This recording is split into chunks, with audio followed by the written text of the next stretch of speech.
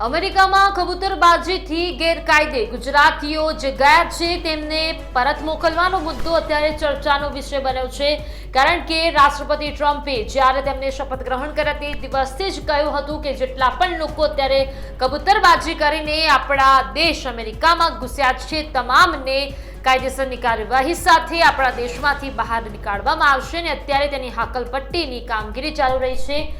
મહત્વના સમાચાર ખેડાથી મળ્યા છે કે ખેડાના રહેવાસી અમેરિકાથી પરત આવ્યા છે, એટલે કે ભારત આવ્યા છે। સ્મિત કુમાર પટેલને અમેરિકાથી પરત મોકલવામાં આવ્યા છે। હવે ચોંકી જશો જે આગળ હું કહેવા જઈ રહ્યું છે સાંભળીને કે સ્મિત કુમાર આપેલા સરનામા પટેલ પાર્કમાં કોઈ મળ્યું જ નહીં, એટલે કે જે જગ્યાએ એમને રિપોર્ટ કરવામાં આવ્યા છે અમૃતસર એમને લાવવામાં આવ્યા છે ત્યાં પણ તેમની પૂછપરછ કરવામાં આવી।